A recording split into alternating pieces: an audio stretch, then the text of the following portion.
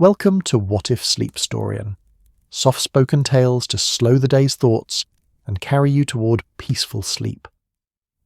Before we begin, tell me where in the world you're listening from tonight, and, if you wish, what's on your mind. I read every note and love keeping quiet company across distances. If this brings you peace, a like and subscribe will help me make more nightbound stories, and if you'd like to support even further, you can buy me a coffee through the link in the description. Now settle in, get comfortable, and breathe with me as we begin. The morning arrived at 221B Baker Street the way all November mornings did in London. Quietly, persistently, with fog pressing itself against the window panes like an uninvited guest who'd grown too familiar to turn away. The light that managed to slip through was pale and reluctant, the colour of weak tea spreading itself across the Persian rug in the sitting room with all the enthusiasm of a cat who'd been woken too early. The air inside carried that particular scent of a Victorian bachelor's lodging. Old leather, tobacco smoke that had settled into the wallpaper over years, the faint metallic tang of chemicals from Holmes's corner workspace, and underneath it all, the ghost of Mrs. Hudson's breakfast cooking its way up through the floorboards. The rooms at Baker Street had their own language, their own rhythms. The sitting room sprawled comfortably in the morning quiet, cluttered with the evidence of minds that preferred thinking to tidying. Books leaned against each other on shelves like old friends sharing secrets, their spines cracked and comfortable. Papers scattered themselves across the desk with an artist's chaos. Correspondence, notes in Holmes's sharp handwriting, newspaper clippings that had caught his interest for reasons known only to him.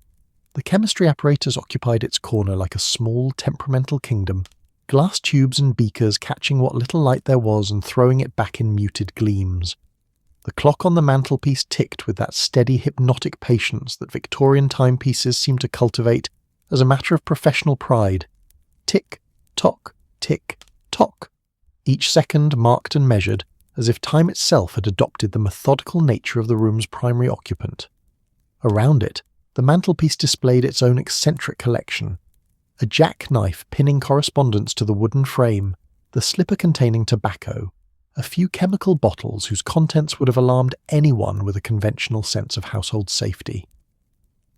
In the bedroom just beyond, Sherlock Holmes was conducting his morning ritual with the precision of a religious ceremony, though he would have scoffed at the comparison. Religion, he might have said, required faith. His morning routine required only habit, that most powerful of human impulses. He stood before his mirror, his long fingers working through the knot of his tie with the same focus he might apply to untangling a particularly knotty problem. His reflection gazed back at him with those sharp grey eyes that missed little and forgot less. The detective's morning always followed a pattern. Rise at 7, wash with cold water. It sharpened the mind, he claimed, though Watson suspected it was simply because the hot water took too long to arrive. Dress in a crisp shirt, though by evening it would inevitably be rumpled. The tie, always meticulous, the waistcoat buttoned with care, and then, the most essential element of the morning's ritual, the act that truly began his day, the first pipe. Holmes's relationship with his pipes transcended the merely habitual and entered the realm of the philosophical. He owned several, each with its own purpose, its own personality. There was the long cherry wood for when a problem required 3 pipes worth of contemplation, the clay pipe for casual smoking, the briar for evening relaxation, but his favourite, his most constant companion, was the old briar pipe with the slightly bent stem, darkened from years of use until it gleamed like polished mahogany. That pipe had been with him through countless cases, had helped him think through problems that had baffled Scotland Yard's finest. It fit his hand like it had been carved specifically for his grip, the weight of it familiar and grounding. He patted his dressing gown pocket absently, that automatic gesture of a man reaching for a beloved object. His fingers found only fabric.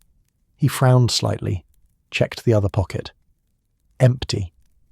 A small crease appeared between his brows, the only outward sign of puzzlement. He turned from the mirror and scanned the bedroom with the systematic attention he normally reserved for crime scenes. The pipe was not on the bedside table, where it sometimes rested after a late-night contemplation. Nor was it on the windowsill, where he occasionally placed it while observing the street below. Not on the dresser, not among the books stacked beside his bed. an eclectic collection ranging from tobacco monographs to criminal psychology. Holmes moved into the sitting room, his eyes narrowing slightly. The morning light, such as it was, revealed every familiar object in the space, but not the one he sought. He checked the mantelpiece first, a logical location. His other pipes sat in their rack, patient and waiting, but the favoured briar was absent. The desk yielded nothing but papers and the usual detritus of his work. The chemistry table, the bookshelves, the side table near his chair, all failed to produce the missing pipe. There was something almost comical about the situation, though Holmes would not have appreciated the humour. Here stood London's most celebrated consulting detective, a man who could deduce a stranger's life history from the mud on their boots, and he could not locate his own pipe within the confines of his own lodgings. The irony would have delighted Watson had he been present to witness it, but Holmes's mind was already shifting into that particular gear it assumed when confronted with a puzzle. The pipe had been somewhere. Objects did not simply vanish. This was a material world governed by physical laws, not a Gothic novel where items disappeared into supernatural mists. Therefore, the pipe existed in a location, and that location could be determined through logical deduction and systematic search. He began to retrace his movements from the previous evening.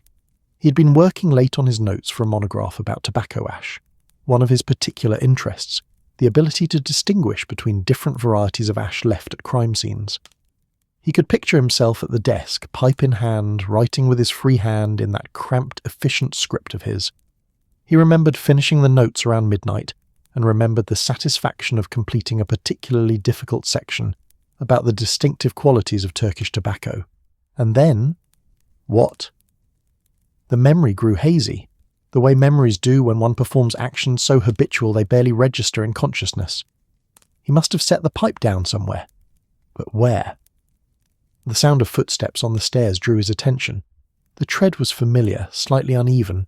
Watson's left leg still carried the ghost of that Jezail bullet from Afghanistan, though he rarely complained about it. Holmes found himself oddly relieved at the approaching presence. Watson's practical mind might offer a fresh perspective, or at the very least the search would seem less ridiculous with a companion. The door opened, and Dr. John Watson entered carrying his medical bag, his face ruddy from the November cold outside. He wore his usual expression of good-natured alertness, the look of a man who found the world generally agreeable and was prepared to engage with it on friendly terms. His moustache held a few drops of fog, and he brushed them away absently as he closed the door behind him. "Morning, Holmes," he said cheerfully, setting his bag down near the door with the careful placement of a man who'd learned not to clutter Holmes's spaces more than necessary. "Bit thick out there today. The fog's got ambitions. Thinks it might achieve the status of a proper pea-zooper by noon." Holmes, who was now on his hands and knees peering under the settee, made a non-committal sound. Watson paused, his hand halfway to removing his coat. "Holmes? Is everything quite all right?" "Perfectly," came the slightly muffled reply from beneath the furniture. "I am simply conducting a search." "I can see that." Watson's tone carried that particular blend of amusement and concern that long friendship had cultivated. "Might I ask what we're searching for? Has a clue escaped? Have you misplaced evidence for a case?" Holmes emerged from beneath the settee, a small streak of dust across his cheek, his hair slightly dishevelled. For a moment he looked almost boyish, caught in the embarrassment of a trivial predicament. "My pipe," he said simply. "The briar. I cannot locate it." Watson blinked. Then to his credit he managed to suppress most of his smile. "Your pipe? The one you're practically attached to?" "That pipe?" "The very same." "Well?" Watson removed his coat properly now, hanging it on the stand with deliberate care, giving himself a moment to process this unexpected domestic crisis. "When did you last have it?" "Last evening. I was writing notes at the desk. I remember having it then." Holmes stood, brushing off his knees with more force than strictly necessary. "After that, the memory becomes imprecise. I must have set it down, but the usual locations have all proven fruitless." Watson moved into the room, his medical training asserting itself even in this mundane mystery. One approached problems systematically. "Right then, let's think this through. You were at the desk, smoking and writing. What happened after you finished?" Holmes closed his eyes, trying to reconstruct the evening. "I completed the notes. I remember feeling satisfied with the work. There was a noise from outside, a cab stopping, voices. I went to the window to observe. Taking the pipe with you? Possibly, likely. Holmes moved to the window as if retracing his steps might jar loose the memory. I watched for a few minutes. A domestic dispute, nothing of interest. Then I must have prepared for bed. Still carrying the pipe. I don't recall. Watson had begun his own visual survey of the room, his eyes tracking across the familiar landscape of their shared space. 221B Baker Street was not a large establishment, but it had accumulated the comfortable clutter of years. 2 men living and working in these rooms had left their marks everywhere. Watson's medical journals stacked neatly on his side of the desk, Holmes's chemical stains on the carpet that no amount of scrubbing would fully remove, the bullet holes in the wall that spelled out VR in a fit of patriotic boredom. "It must be here somewhere," Watson said reasonably. "It's not as if the pipe developed legs and walked away." Holmes shot him a look that suggested he did not appreciate the whimsy. "Obviously. The question is not whether it exists in this location, Watson, but where precisely it has situated itself, or where you situated it. Quite." Outside, London was beginning its daily symphony. The calls of street vendors drifted up through the fog. Chestnuts, fresh milk, morning papers. A horse's hooves clattered on cobblestones, the sound muffled and made strangely intimate by the thick air. Somewhere a church bell tolled the hour, its voice deepened by distance and weather. These were the sounds that marked Victorian London's mornings, as reliable as the sunrise that hid somewhere beyond the grey blanket of fog. Mrs. Hudson's footsteps approached on the stairs, preceded by the gentle rattle of breakfast crockery. Their landlady entered with that particular briskness of movement that characterised her approach to domestic management, efficient, unsentimental, and secretly fond of her unusual tenants, though she'd have denied the latter with some vigour. "Breakfast, gentlemen," she announced, setting the tray down with practised ease. Her eyes took in the scene, Holmes looking uncharacteristically rumpled, Watson standing in the middle of the room with a slightly bemused expression and the general atmosphere of mild disruption. "Has something gone missing?" "Mr. Holmes's pipe," Watson supplied helpfully. "The briar one?" Mrs. Hudson asked, already knowing the answer. She'd been managing this household long enough to know which objects held significance. "Indeed. Have you checked the pockets of yesterday's jacket?" Holmes's expression suggested this was such an obvious location that he'd naturally verified it already, but he moved to the bedroom anyway. A moment later he returned, shaking his head. Mrs. Hudson nodded, unsurprised. "Well, I'm sure it will turn up. Things generally do. I'll leave you to your breakfast and your searching." She paused at the door, allowing herself a small smile. "Though it does make a change from the usual mysteries cluttering up the place." When she'd gone, Watson moved to the breakfast tray and began pouring tea, a grounding ritual in the midst of this small domestic chaos. The tea steamed gently, Earl Grey by the scent of it, and he prepared Holmes's cup the way long experience had taught him. Strong, no sugar, barely a drop of milk. "Come, Holmes," he said, offering the cup. "Have some tea. Approach this the way you would any problem. Systematically. The pipe hasn't vanished into thin air."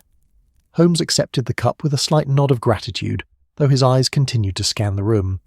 "You're quite right, of course. This requires a method, not flailing about." "Exactly." Watson settled into his chair with his own tea, the familiar comfort of the worn leather beneath him. "Now then, let us treat this as we would any case.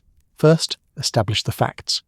The tea helped, as tea generally did in moments of minor crisis. Holmes sipped his cup with that slight air of distraction that meant his mind was already several steps ahead, organising the search with the same methodical precision he would apply to tracking a criminal through London's warren of streets. Watson watched him over the rim of his own cup, recognising the signs. The detective's eyes had taken on that particular focus, sharp and slightly distant at once, as if he were seeing the room not as it appeared but as a map of possibilities. "Right then," Holmes said, setting his cup down with a decisive click against the saucer. "We approach this systematically. The pipe was last definitively in my possession at the desk approximately midnight. Between that moment and this morning, it has been relocated. The question becomes, by what sequence of events and to what location?" Watson nodded, falling naturally into the role of assistant that their friendship had carved out over the years. "Logical. Shall we begin with the desk itself? Perhaps it's simply buried under your papers. The desk stood against the wall between two windows, a solid piece of furniture that had weathered years of Holmes's particular brand of use. It was walnut, darkened with age and the patina of countless hours of work. The surface had long ago surrendered any pretense of organisation. Papers sprawled across it in layers, case notes, correspondence, newspaper clippings, telegrams, chemical formulae scrawled on the backs of envelopes. Holmes's filing system, if one could call it that, existed primarily in his own mind. He claimed he knew where everything was, and Watson had learned that this was surprisingly, frustratingly true. Holmes approached the desk with the focused attention of an archaeologist beginning an excavation. His long fingers began sorting through the layers, lifting papers, checking beneath notebooks, disturbing the comfortable chaos with surgical precision. "The monograph on tobacco ash," he murmured, half to himself. "I was working on the section distinguishing between Turkish and Persian varieties. The pipe would have been essential for comparative purposes." "You were smoking while writing about smoking," Watson observed with mild amusement. "How very thorough of you. One must maintain proper research conditions." Holmes lifted a stack of papers, revealing nothing but more papers beneath. The texture of the smoke, the rate of burn, the resulting ash, all relevant factors. Academic rigour demands first-hand experience. The desk yielded its secrets slowly. A missing letter from 3 weeks past emerged, slightly crumpled. A telegram from Lestrade about a case that had already been solved. Several receipts from a chemist's shop, the items purchased cryptic enough to make Watson slightly nervous. A pencil stub that had rolled into a corner and been forgotten, but no pipe. Watson rose from his chair and joined the search, taking up position at the other side of the desk. Between them they conducted a thorough examination, Holmes working with rapid efficiency, Watson with the careful, methodical approach he'd learned from surgery. Overlook nothing, assume nothing, verify everything. "Not here," Holmes declared finally, stepping back with evident dissatisfaction.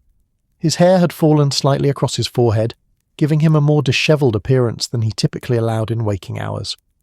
"Which means I must have taken it with me when I rose from the desk." "To the window, you said, to observe the cab." "Yes." Holmes moved to the window now, Watson following. The view from 221B Baker Street was one they both knew intimately. Below, the street carried on its daily business, though the fog softened everything into suggestion rather than certainty. The buildings opposite were grey ghosts of themselves, their details lost to the November, murk. A street sweeper worked his way along the curb, his broom making soft scratching sounds against the cobblestones. A woman in a dark cloak hurried past, her face hidden beneath her bonnet, her purposes her own.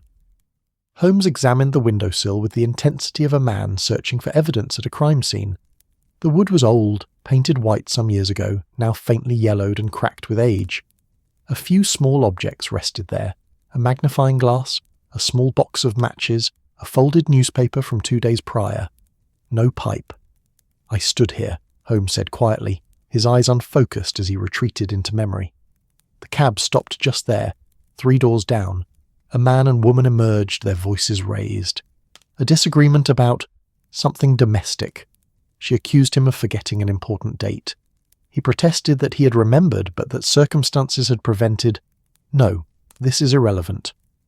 Watson suppressed a smile at Holmes's evident frustration with his own digression. "But you had the pipe while you watched?" "I believe so. The memory has that quality of—" Holmes made a vague gesture with his hand, trying to capture something intangible. "When one smokes habitually, Watson, one doesn't always register the act consciously. It becomes as automatic as breathing. I may have been smoking, I may not. The memory refuses to clarify itself." "Well, the pipe isn't at the window either. What came next?" Holmes closed his eyes, still trying to reconstruct the sequence. "The couple entered their building, the cab departed. I turned away from the window. I must have— Yes, I checked the fire before retiring. It was burning low. I added a bit more coal." They moved to the fireplace now, that heart of the Victorian sitting room, that focal point around which domestic life arranged itself. The fire burned cheerfully this morning, Mrs. Hudson having laid it earlier. The hearth was clean. She maintained standards, even with tenants who treated chemistry experiments as acceptable indoor entertainment. The mantelpiece above held its eccentric collection of objects. but they had already confirmed the pipe was not among them. Watson knelt by the coal scuttle, peering into its dark interior, on the off chance the pipe had somehow found its way there. Nothing but coal, black and gleaming, waiting to feed the fire. He straightened, brushing his hands together. Not here either. No. Holmes stood with his hands in his pockets, that thinking posture that Watson had seen countless times. The detective's gaze moved around the room, cataloguing, assessing, eliminating possibilities. The bedroom, then. I must have carried it there when I retired. They returned to the bedroom, a smaller space than the sitting room but no less characteristic of its occupant. The bed was narrow, neatly made now. Holmes maintained certain standards even in his bohemian existence. The bedside table held a lamp turned low, a glass of water, and a small stack of books. Watson glanced at the titles: A Study of Poisons in the Ancient World, Criminal Psychology in the Modern Age, and, somewhat unexpectedly, a volume of Persian poetry. Light reading, Watson murmured. The Persian is for the language practice, Holmes said absently, already conducting his search. One never knows when it might prove useful. The bedroom search was more quickly accomplished than the sitting rooms had been. There were simply fewer places for an object to hide.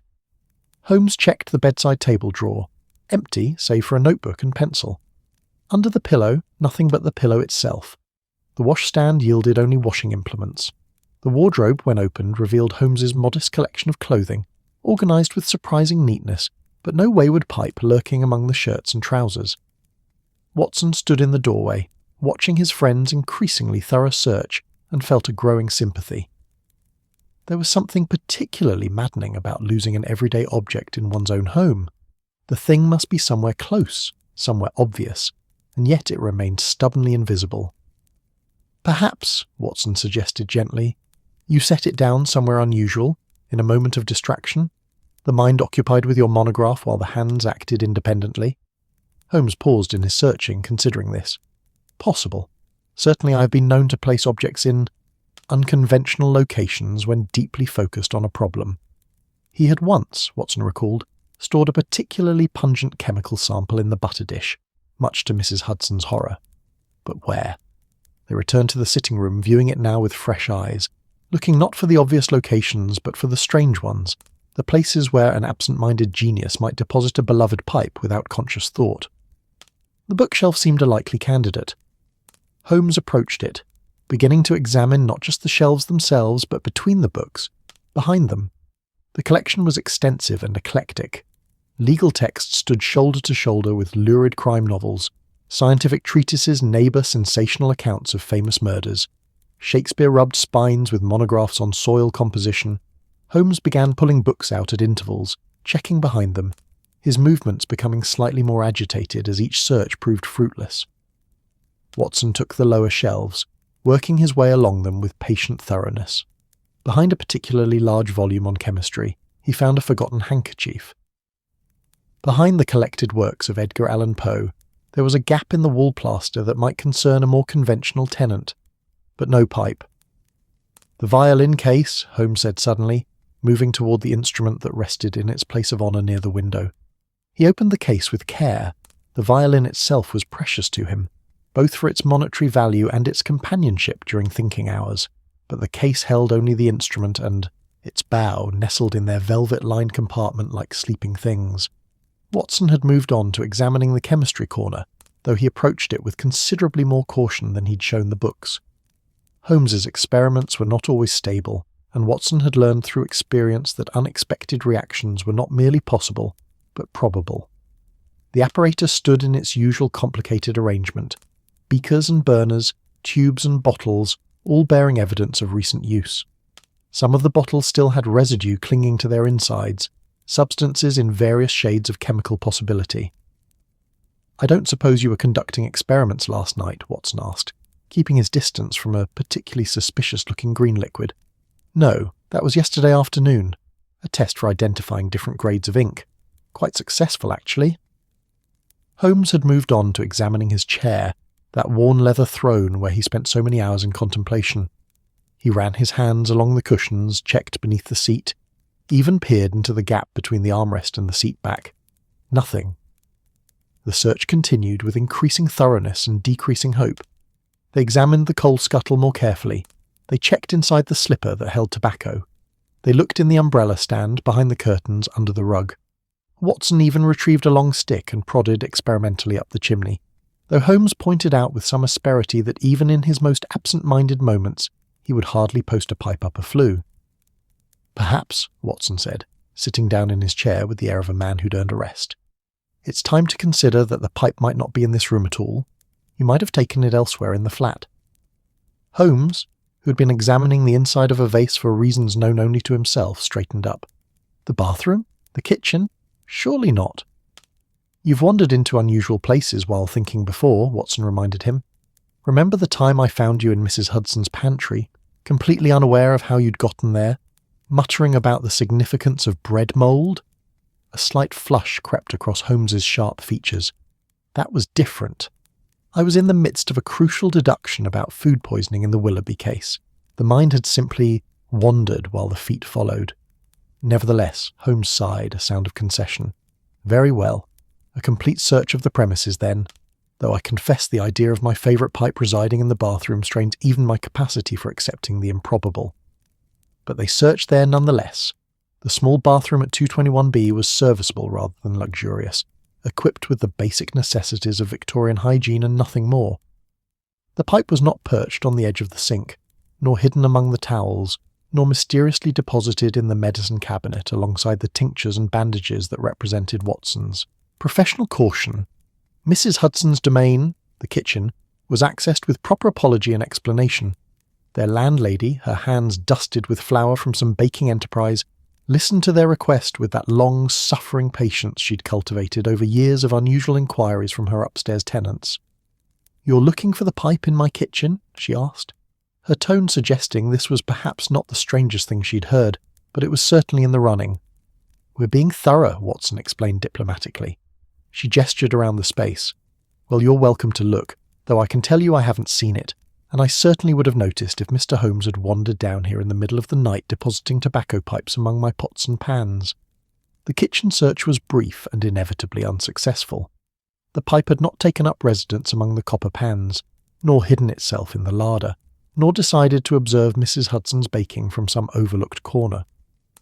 They climbed the stairs back to their own rooms in silence, Watson feeling the weight of the mystery settling in with unexpected stubbornness, Holmes's expression growing more closed, more focused. The detective had that look now, that particular set to his jaw that meant he'd moved beyond mere annoyance into genuine puzzlement, and genuine puzzlement, for Holmes, was both a challenge and an affront. Back in the sitting room, they stood surrounded by the evidence of their thorough search. Books slightly displaced on shelves, cushions not quite returned to their original positions, the general atmosphere of a space that had been investigated and found wanting. "It must be here," Holmes said, his voice quiet but intense. "Objects do not vanish, Watson. They do not evaporate or ascend to some higher plane of existence. The pipe is in this flat somewhere, and I am simply failing to see it." Watson was about to offer some encouraging response when his eye caught something on the floor near where he'd set his medical bag earlier. A tiny scatter of dark specks barely visible against the darker pattern of the rug. He moved closer, knelt down and examined them with the attention to detail that his friend had trained into him over the years. "Holmes," he said slowly, "come look at this." The detective was at his side in an instant, his keen eyes focusing on the small scatter of debris. He pinched a few of the specks between his fingers, brought them close to his face, even touched one to his tongue briefly before Watson could protest. "Tobacco ash," Holmes said softly, his voice carrying that note of discovery that Watson knew well. "And unless I'm very much mistaken, the particular variety I've been smoking in that very pipe." His eyes lifted, following a faint trail of similar specks across the rug, so scattered and slight that they'd escaped notice during their earlier search. "A trail," Watson breathed. "Indeed." Holmes rose to his feet, his whole demeanour transformed. The frustration had vanished, replaced by that hunting intensity that made him formidable. "A trail that leads... Let us see where it leads, shall we?" The game, as Holmes might have said in other circumstances, was afoot. The trail of ash was faint, so faint that it seemed almost apologetic about its existence, as if it knew it was providing evidence in a case that bordered on the absurd. Holmes stood perfectly still for a moment, his eyes tracking the scattered specks across the Persian rug with an intensity that would have seemed excessive to anyone who didn't know him. But Watson did know him, had seen that particular expression countless times when a case began to yield its secrets, and he felt a small thrill of anticipation despite the domestic nature of their current investigation. Remarkable, Holmes murmured, though whether he was commenting on the ash itself or his own failure to notice it earlier remained unclear. He moved to his chemistry corner with purpose, retrieving a small magnifying glass and what appeared to be a collection of glass slides. "Watson, would you be so good as to ensure we don't disturb this trail while I conduct a proper analysis?" Watson positioned himself carefully, marking in his mind the path of the scattered ash. It began, as he'd first noticed, near where he'd set his medical bag by the door. From there it seemed to drift, there was no better word for it, across the room in a meandering path that suggested either great carelessness or great distraction on the part of whoever had carried the pipe. Holmes returned with his equipment and knelt beside the first concentration of ash near Watson's bag. With meticulous care, he collected several specks onto a glass slide, holding it up to the weak November light that filtered through the windows. His eyes narrowed in that way that meant his mind was performing calculations and comparisons at a speed that left ordinary thinking far behind. "The ash is fresh," he announced. "No more than 12 hours old, I should estimate. The edges haven't degraded as they would with extended exposure to air. The colour is consistent with my preferred tobacco blend, a mixture I prepare myself, combining Virginia leaf with a touch of Latakia for depth." He produced a small notebook from his pocket and began making notes with quick, efficient strokes. The particle size suggests it fell from the pipe rather than being deliberately tapped out. When one empties a pipe, the ash tends to clump. This is dispersed, scattered, which indicates movement while the pipe still contains burning or recently burned tobacco. Watson watched this analysis with the familiar mixture of admiration and amusement that Holmes's methods often inspired in him.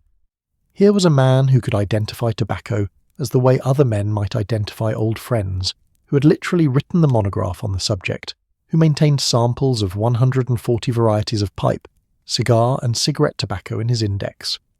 "So someone was carrying your pipe, lit or recently lit, and walking across this room," Watson summarized. "That someone being, presumably, you." The presumption is logical, though we should not eliminate other possibilities entirely.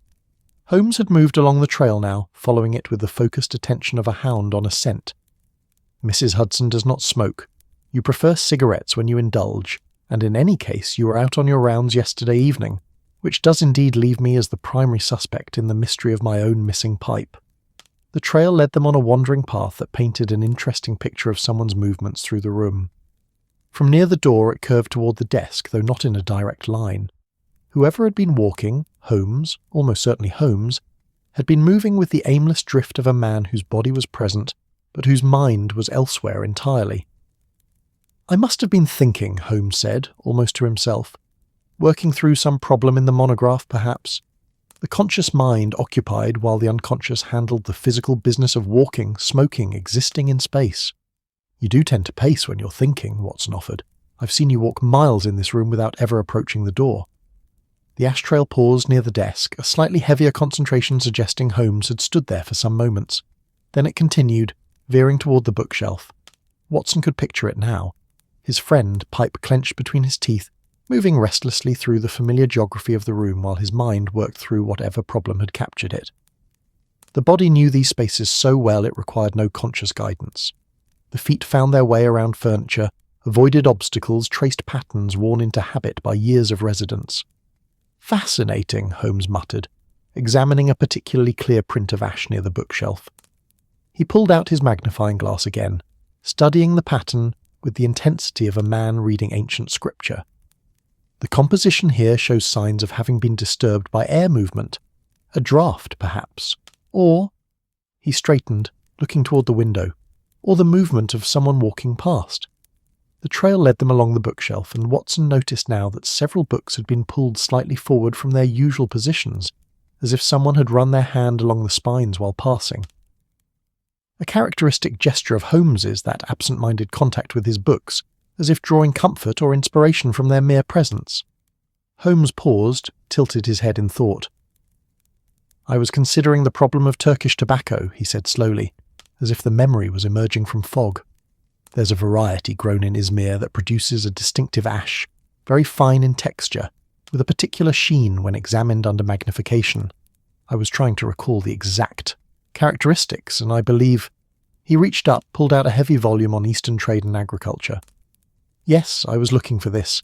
I consulted it yesterday afternoon. He opened the book, and a small shower of tobacco ash drifted out from between the pages, settling onto the floor like dark snow. Watson couldn't help himself. He laughed, a short bark of amusement that he tried to smother but failed. Holmes looked at him, one eyebrow raised. "You find my research methods amusing?" "I find it amusing that your pipe is leaving a trail through your library," Watson said, grinning. "Like Hansel and Gretel's breadcrumbs, except with tobacco ash instead of bread. Though I suppose at least this won't attract birds." Despite himself, Holmes's mouth twitched in what might have been the ghost of a smile. The metaphor is apt, if somewhat whimsical, though I should point out that breadcrumbs would be far less useful for dating the trail or determining its origin point. They continued following the scattered evidence. The ash led them away from the bookshelf, curving back toward the centre of the room. Here the trail became lighter, more dispersed, as if the pipe had burned lower, producing less ash with each step. Holmes knelt again, examining the pattern with his glass.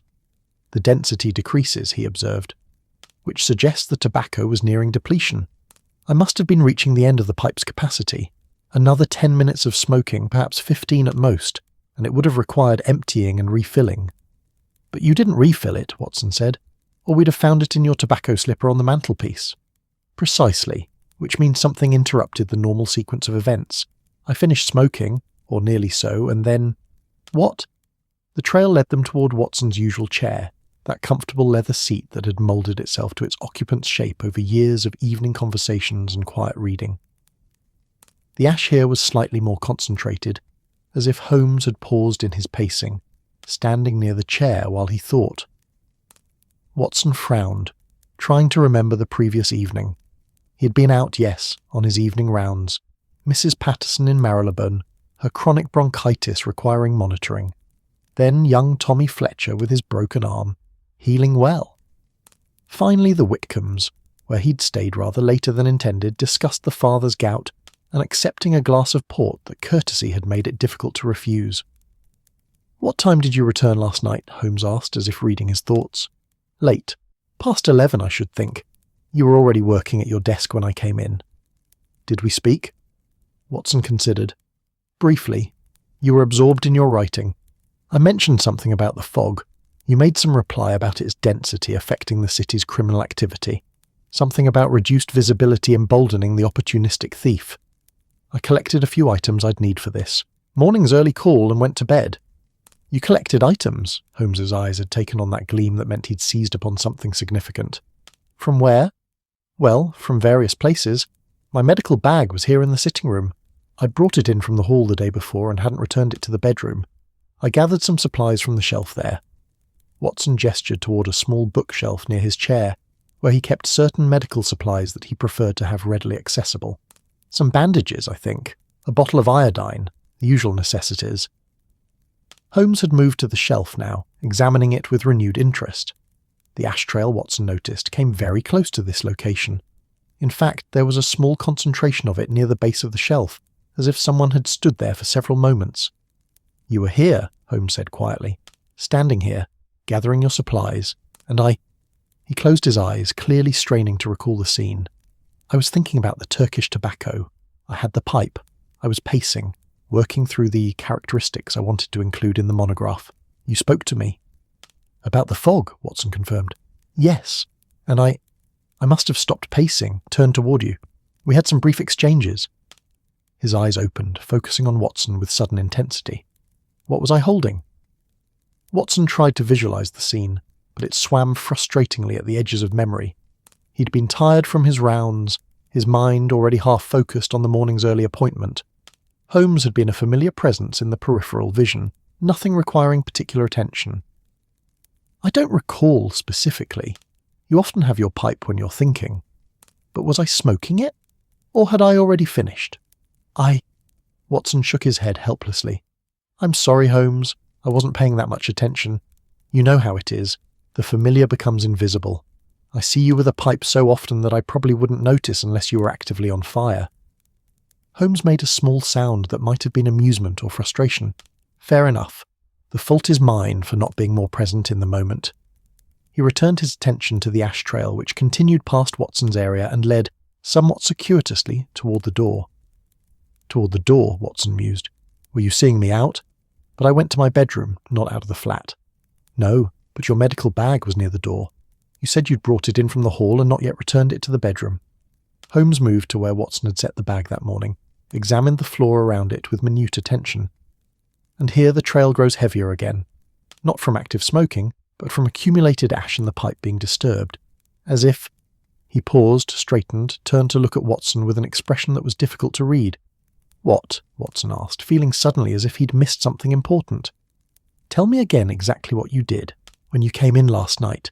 Every detail, no matter how small," Watson thought back, retracing his movements. "I came up the stairs, entered the sitting room. You were at your desk, writing. I commented on the fog. You made your reply about criminal activity. I then collected my medical supplies from the shelf. I was preparing for this morning's early call to old Mr. Hendricks. His heart condition requires regular monitoring. I put the supplies in my medical bag, which was here by the door. And then I bid you good night and went to my bedroom. Taking the bag with you? No, actually. I left it by the door so I wouldn't forget it this morning. I was quite tired, and if I'd taken it to the bedroom I might have left it there out of habit." Holmes was very still now, his eyes fixed on Watson's medical bag with an expression that combined triumph, chagrin, and something that might have been embarrassment. "Watson," he said slowly, "when you were collecting your supplies last night, were we conversing?" "Yes, briefly, nothing of substance, pleasantries really." "And I was standing near you, near enough to hand you something, perhaps?" Watson's eyes widened as understanding began to dawn. "Holmes, you don't think—" "I think," Holmes interrupted, his voice carrying that particular dry tone he adopted when he'd made a particularly obvious deduction that had somehow eluded him until the last moment, "that we should examine the contents of your medical bag rather thoroughly." The morning light, such as it was, seemed to grow slightly brighter, or perhaps that was merely Watson's imagination. The fog outside pressed against the windows with patient persistence, London going about its business in muffled anonymity beyond their walls. The clock ticked its steady rhythm, marking the seconds while two men stood looking at a simple leather medical bag as if it were Pandora's box. Watson moved toward the bag slowly, a smile beginning to form at the corners of his mouth. "You didn't." "I may have," Holmes admitted, and now there was definite amusement in his voice, mixed with that self-directed irritation that came from having overlooked the obvious.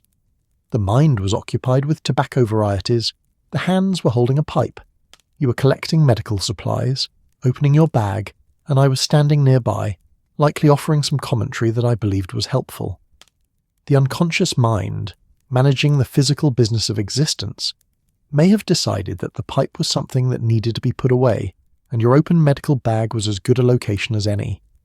So while discussing the fog and criminal behaviour, you potentially deposited your favourite pipe into my medical supplies. "It is," Holmes said with resignation, "entirely possible, perhaps even probable. The ash trail leads directly to where your bag was positioned, and I have no memory whatsoever of what I did with the pipe after our conversation, which suggests the action was so automatic, so divorced from conscious thought, that it made no impression whatsoever on my memory." Watson stood with his hand on the bag's clasp, savouring the moment. It wasn't often that Sherlock Holmes found himself outwitted by his own absent-mindedness, and the occasion seemed worth marking. "Well then," he said, his tone deliberately light, "shall we solve the mystery of the forgotten pipe?" "By all means," Holmes replied, and despite everything, the wasted morning, the embarrassment, the sheer, mundane ridiculousness of it all, Watson could see genuine curiosity in his friend's eyes, that insatiable need to know, to confirm the hypothesis, to see the theory proven or disproven by evidence. Watson opened the bag. The medical bag sat between them like evidence in a trial, its worn leather surface bearing the scars of years of service.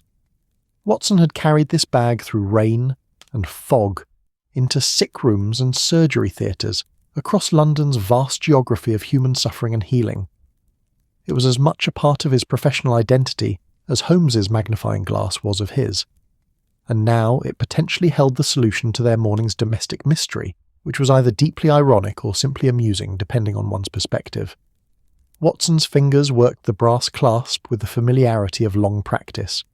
The mechanism clicked open with that satisfying sound of precise engineering, a small triumph of Victorian craftsmanship. He lifted the bag's flap, revealing the neatly organised interior that represented his own particular form of order, so different from Holmes's controlled chaos, yet equally systematic in its way. The bag's contents were precisely as he'd left them the night before, arranged with the methodical care that surgery had trained into him. Bandages rolled with military precision occupied one compartment.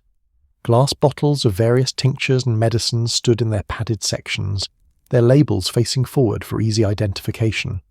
Surgical instruments rested in their designated slots, each tool clean and ready for use.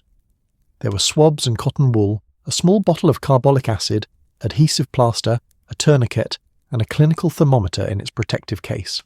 And there, nestled between a roll of lint bandage and a bottle of iodine tincture, looking for all the world as if it had been deliberately placed there for safekeeping, was Holmes's missing briar pipe. Watson stared at it for a moment, then began to laugh.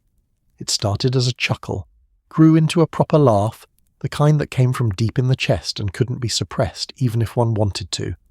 Holmes, standing beside him, made a sound that might have been a sigh or might have been his own suppressed amusement. It was difficult to tell. "Well," Watson managed between laughs, "I suppose we've solved the case of the forgotten pipe. The culprit, Sherlock Holmes himself, aided and abetted by absent-mindedness and a conveniently open medical bag." Holmes reached into the bag and retrieved his pipe with the careful reverence of a man reuniting with a lost friend. He turned it over in his hands, examining it as if to confirm it was indeed the genuine article, and not some clever substitute. The pipe appeared entirely unchanged by its unusual overnight accommodation. The bowl still held a small quantity of ash from the previous evening's smoking. The stem bore the familiar tooth marks of years of use. It was, indisputably, his pipe, and it had been exactly where the ash trail and logical deduction had suggested it would be. "I apologise, Watson," Holmes said, though his tone carried more amusement than contrition, "for appropriating your medical bag as storage for my smoking apparatus. In my defence, I was entirely unaware of doing so." "Which somehow makes it worse," Watson replied, his laughter subsiding into a broad smile.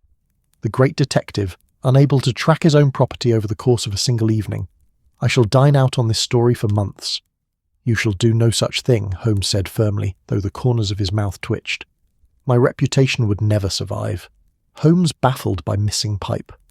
"Can you imagine the headlines? Lestrade would never let me hear the end of it." Watson sat down in his chair, still grinning, feeling the pleasant exhaustion that follows laughter. "Oh, I don't know. It's rather humanizing, don't you think? The great consulting detective subject to the same petty forgetfulness as the rest of us mortals." Holmes moved to his own chair, the pipe still in his hand, regarding it with an expression that mingled fondness and exasperation. "I suppose there's a certain philosophical lesson in it. The mind, no matter how trained or disciplined, still operates through a physical brain that is subject to the vagaries of consciousness and attention. When one's focus is entirely consumed by abstract thinking, in this case, the characteristics of Turkish tobacco ash, the automatic processes that govern routine physical actions can produce unexpected results, such as filling one's pipe in a friend's medical supplies. Precisely. Holmes settled into his chair, that familiar leather throne that had supported countless hours of thought. Outside, the fog continued its patient siege of London, softening the city's edges, muffling its sounds. Inside 221B Baker Street, the fire crackled quietly, the clock ticked its eternal rhythm, and two friends sat in the comfortable silence that years of companionship had made possible. Watson watched as Holmes prepared the pipe for smoking, emptying the old ash into a tray with practised efficiency, filling the bowl with fresh tobacco from the Persian slipper on the mantelpiece. There was something almost ritualistic about it, this morning's first pipe finally achieved after the unexpected detour of their search.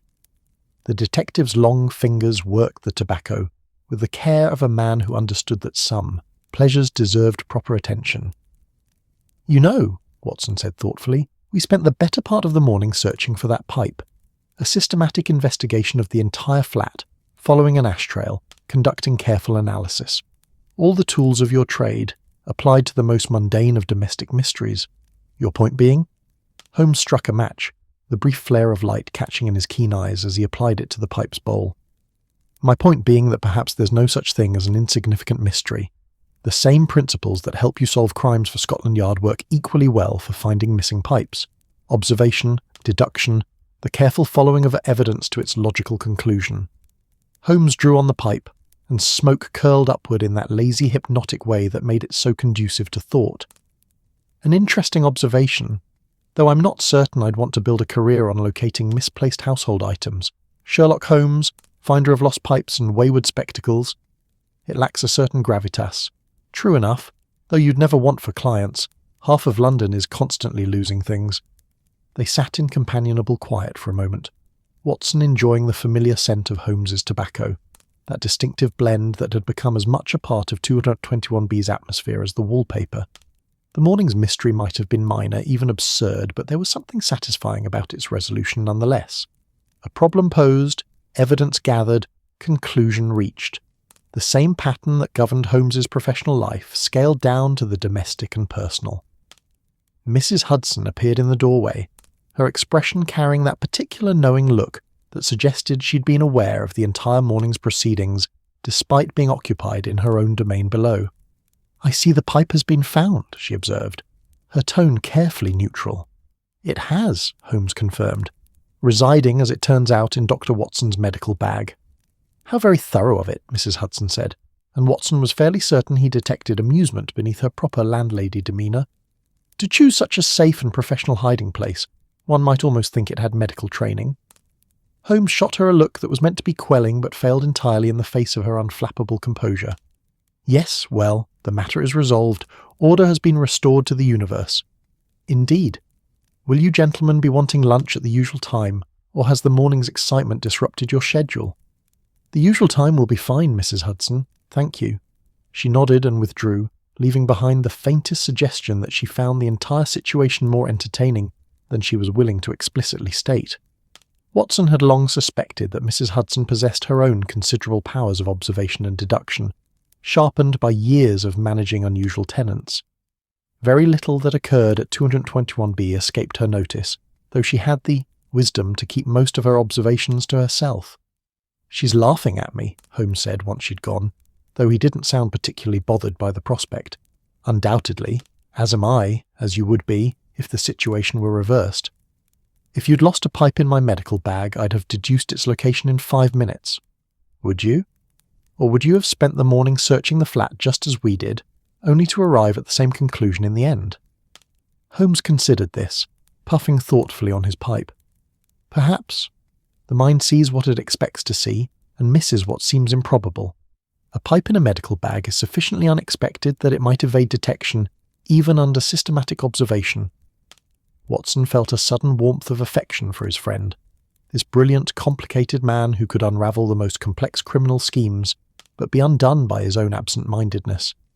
There was something endearing about Holmes's very human fallibility, these moments when the great detective was simply a man dealing with the same small frustrations as everyone else.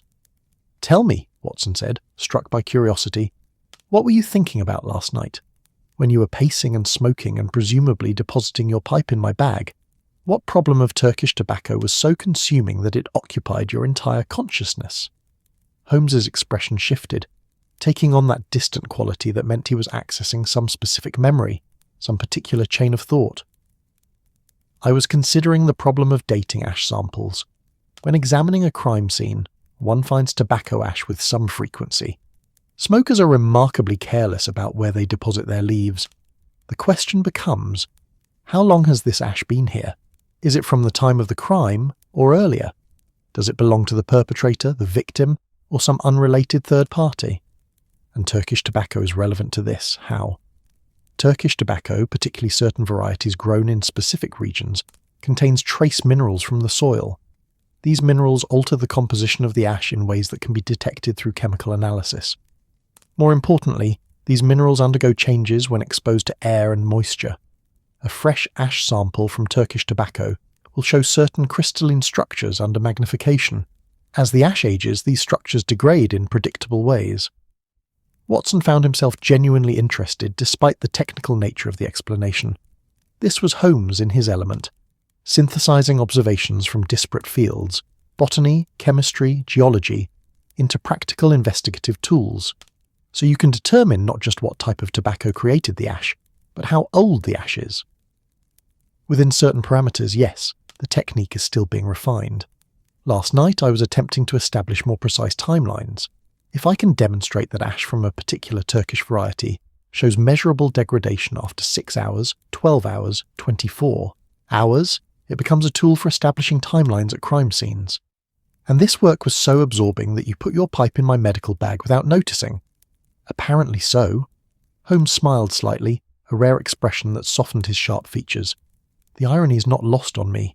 Here I was, developing methods to analyse tobacco evidence, while simultaneously creating a small mystery with my own tobacco use. The morning had worn on while they'd been occupied with their search. The light coming through the windows had shifted, the fog perhaps thinning slightly, though London's November weather was notoriously reluctant to commit to any particular state. Somewhere in the street below, a vendor called out his wares, the words muffled by distance and atmosphere into a rhythmic pattern rather than distinct speech. Watson rose and moved to the window, looking down at the street scene below. The world continued its business regardless of domestic mysteries at 221B Baker Street. A cab rattled past, its driver hunched against the damp cold. A woman in a dark coat hurried along the pavement, her destination urgent enough to brave the unpleasant weather. A street sweeper worked methodically, his broom scraping against cobblestones with patient persistence. "It's a strange business when you think about it," Watson said, still watching the street. "We see mysteries everywhere. You've trained me to look for the unusual, the out of place, the significant detail. And yet sometimes the mystery is simply that we're human, prone to distraction and forgetfulness. The missing pipe wasn't stolen by a criminal mastermind or hidden as part of some elaborate scheme. It was just misplaced, by accident, through inattention." "Does that disappoint you?" Holmes asked from his chair. Watson turned to look at his friend. "Disappointed? No. If anything, it's reassuring. Reminds me that not everything requires a dramatic explanation. Sometimes a pipe is just a pipe, and sometimes it ends up in a medical bag because the man holding it was thinking about something else entirely." Holmes drew on his pipe again, the tobacco glowing in the bowl, smoke drifting upward in lazy spirals that caught the weak light. "There's a certain comfort in the mundane, I suppose, though I'd prefer not to make a habit of such incidents. One's reputation can withstand only so much undermining by domestic farce." "Your secret is safe with me," Watson assured him, "though I reserve the right to remind you of this morning whenever you become too insufferably certain of your own infallibility." "I am never insufferably certain. Holmes, you once deduced a man's entire life history from the way he tied his shoelaces, and then spent 20 minutes explaining why anyone who couldn't do the same was woefully unobservant. The shoelaces were quite revealing, and I was making a pedagogical point." Watson laughed again, that same warm amusement that had characterized the morning's conclusion. "Of course you were." They settled into silence again, the comfortable quiet of two people who'd shared enough conversations to know that not every moment needed to be filled with words. The fire crackled. The clock ticked. Holmes smoked his recovered pipe with evident satisfaction. Watson stood by the window, watching London's fog-softened streets, feeling the peculiar contentment that comes from solving even a small mystery, from finding what was lost, from the simple pleasure of a morning spent in good company. Outside, the city carried on its vast, complex business. Crimes were committed and solved, fortunes made and lost, lives lived in all their infinite variety. But here in these rooms, at this moment, the world had narrowed to something simpler. 2 friends, a found pipe, and the gentle humour of human imperfection. It was, Watson thought, quite enough. The discovery of the pipe had brought a certain levity to 221B Baker Street, a lightness that settled over the rooms like the smoke from Holmes's now contentedly burning tobacco. Watson had returned to his chair, stretching his legs out toward the fire with the satisfaction of a man who'd earned his rest, even if the morning's exertions had been more mental than physical. "The search," the deduction, the eventual solution, all of it had been conducted within the familiar confines of their sitting room, yet it had contained all the essential elements of their more dramatic investigations. Holmes sat in his own chair, the pipe firmly between his teeth, his long fingers steepled beneath his chin in that characteristic pose of contemplation. His eyes had taken on a distant quality, not quite focused on the room around him, as if he were viewing something beyond the physical space they occupied. Watson recognized this state. His friend was thinking, processing, analyzing not just the morning's events, but their implications, their patterns, their place in some larger framework of understanding. "You know, Watson," Holmes said at length, his voice carrying that musing quality that preceded some observation he found particularly interesting. "This morning's little mystery illustrates a principle that I've long believed but rarely articulated. The human mind is not one unified thing, but rather a collection of processes, many of which operate independently of conscious awareness." Watson shifted in his chair, intrigued despite himself. Holmes in philosophical mode was always worth listening to, even if one didn't always agree with his conclusions. "Go on." "Consider what happened last night. My conscious mind was entirely occupied with the problem of Turkish tobacco ash, the mineral composition, the degradation patterns, the investigative applications. That level of thought consumed what we might call my attention. But simultaneously, other parts of my mind were managing my physical existence. I was walking, smoking, maintaining balance, and avoiding furniture. I was processing visual, information about my environment, auditory information from your voice, tactile information from the pipe in my hand. And all of this without conscious thought," Watson added. "Precisely. The conscious mind can only attend to one thing at a time, or at most, a very few things. But the brain itself is managing hundreds of processes simultaneously. Most of these never rise to the level of conscious awareness. You breathe without thinking about it. Your heart beats. Your eyes focus and refocus constantly. When you walk, you don't consciously calculate each step, the precise angle of each joint, the exact force required from each muscle." Watson nodded slowly. "I see where you're going with this. When you were standing near me last night, your conscious mind was occupied with tobacco varieties, but your unconscious mind was managing the physical business of holding the pipe. And when it determined the pipe should be put away, it selected the most convenient location, which happened to be your open medical bag, an entirely logical choice from the perspective of simple physical convenience, divorced from any consideration of propriety or convention."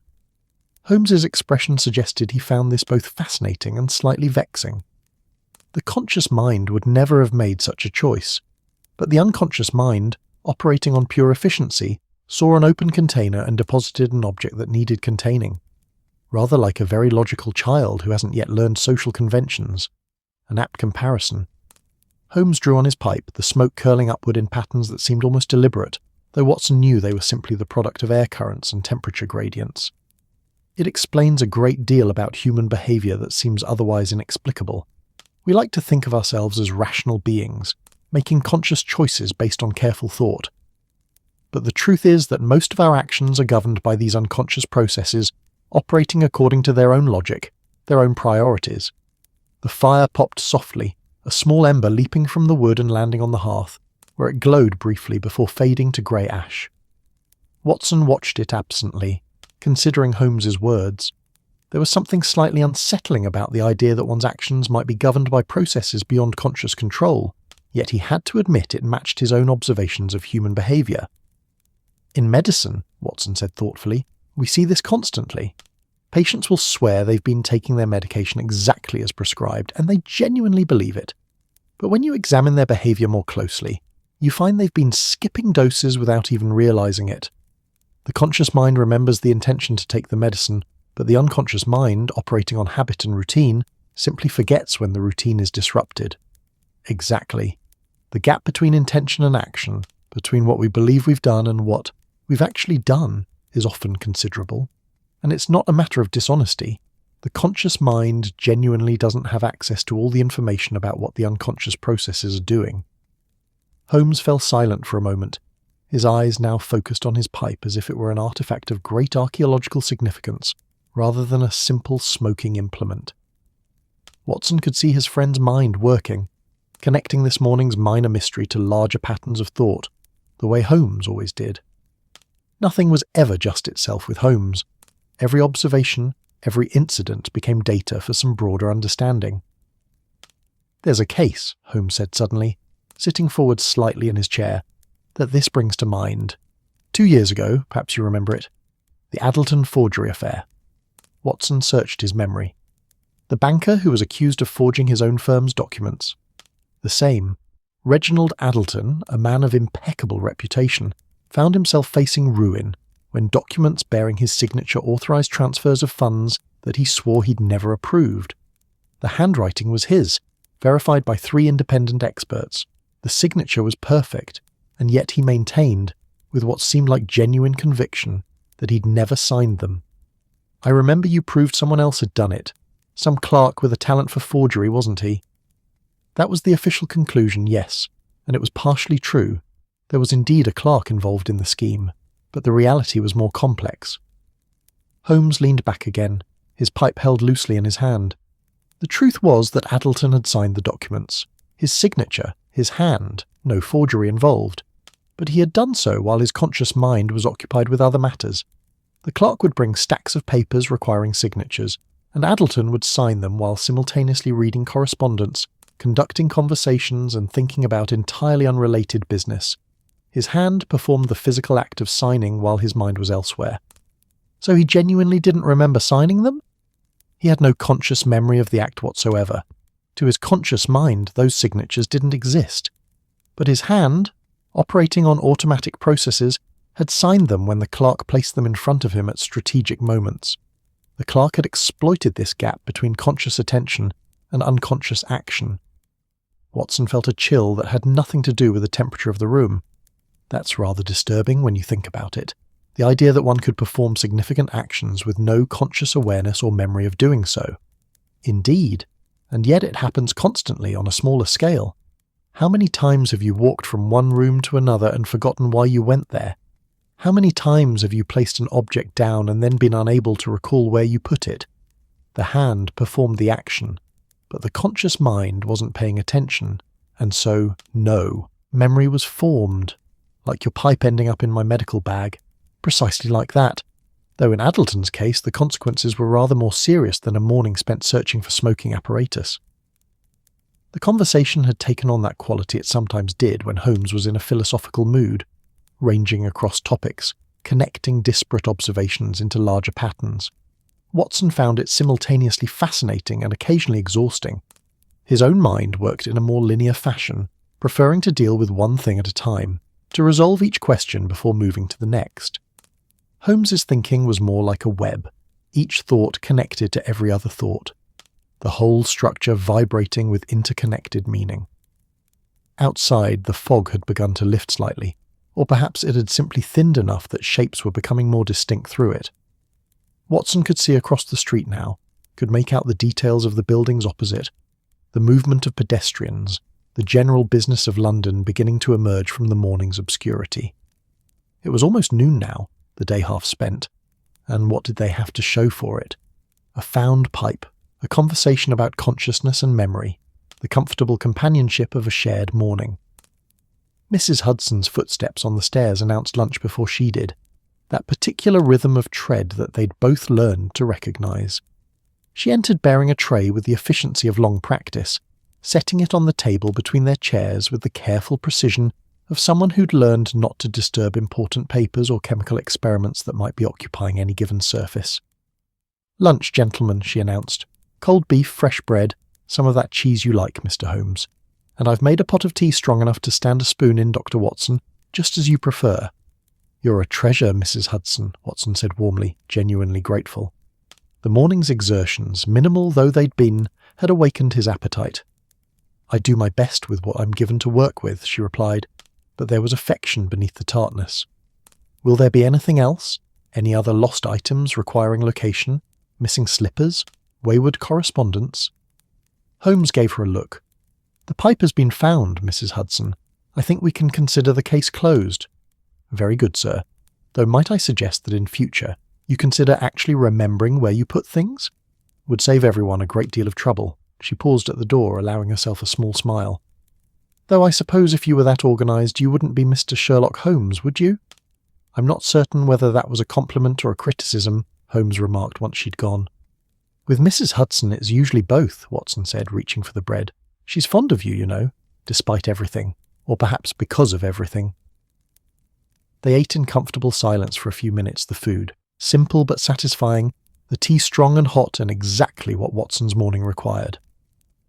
Holmes ate with his usual distracted air, as if consuming food were a necessary inconvenience rather than a pleasure, but Watson noticed he finished everything on his plate nonetheless.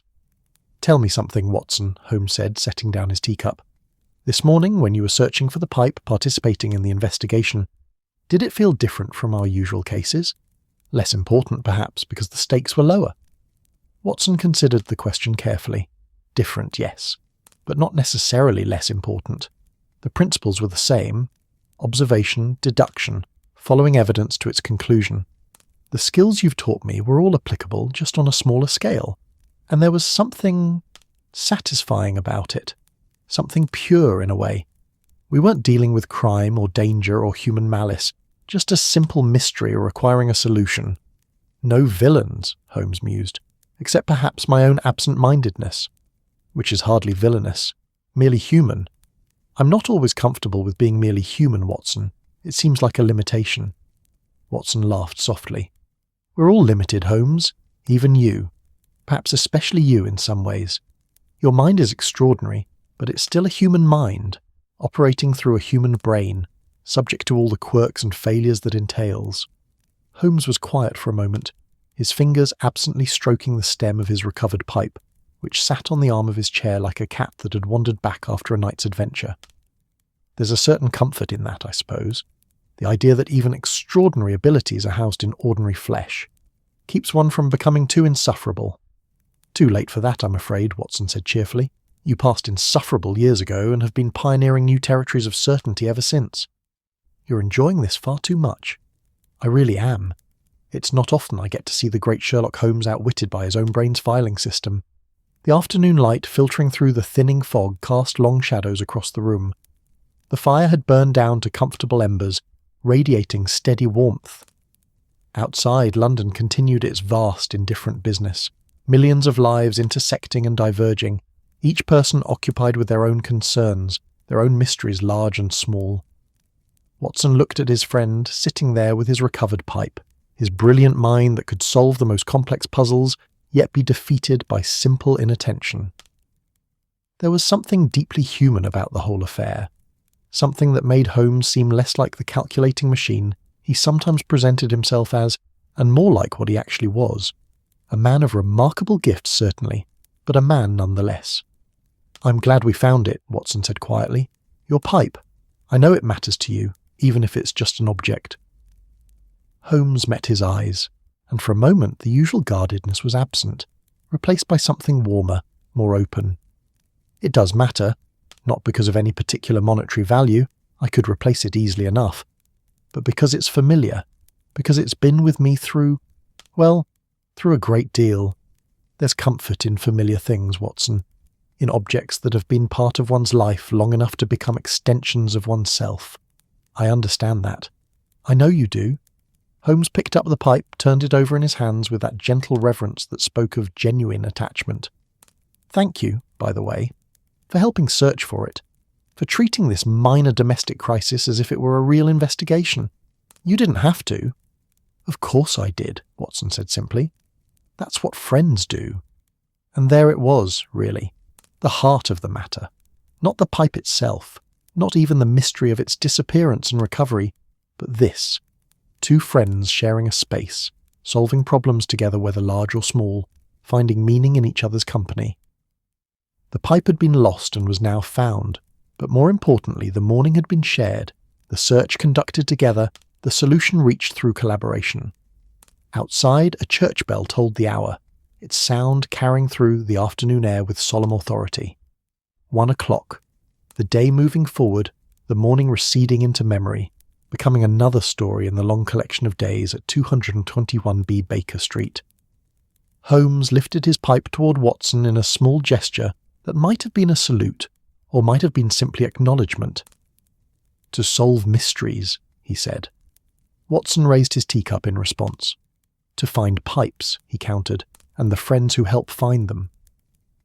They sat in the comfortable silence of afternoon, the fire glowing, the fog lifting, London vast and alive beyond their windows, and neither felt any need to say more. The afternoon had settled into that particular quality of light that November afternoons in London possessed. Not quite day, not quite evening, but something suspended between the two, as if the city itself couldn't quite commit to the passage of time. The fog that had pressed so insistently against the windows earlier had finally begun to surrender, retreating in wisps and tendrils, revealing a sky the colour of old pewter. Through the windows of 221B Baker Street, the world looked softer somehow, gentler, as if the fog had filed down the sharp edges of reality before departing. Holmes had relocated to his desk after lunch, the recovered pipe now resting in its proper place on the desk's corner, a small monument to the morning's domestic adventure. He'd returned to his monograph on tobacco ash, but Watson noticed his friend's usual intense focus seemed diluted somehow, as if the morning's events had disrupted his capacity for complete absorption in the work. Every so often, Holmes would glance at the pipe, a small smile playing at the corners of his mouth, an expression that might have been amusement, or might have been something softer, acknowledgement perhaps of his own fallibility. Watson had settled with the morning papers, though they were afternoon papers by now, the news already aging even as he read it. The Times carried its usual collection of imperial concerns and domestic politics, the language formal and measured, as if the printed word could impose order on the chaos of events. There was something soothing about the ritual of reading, the turning of pages, the scanning of headlines, even if most of the news would be forgotten by evening. But his mind kept drifting back to the morning's events, to the search and the discovery, and particularly to the question that had been nagging at him since they'd found the pipe in his medical bag. How exactly had it happened? What had been the precise sequence of events that led Holmes to deposit his most prized possession among bandages and medicine bottles?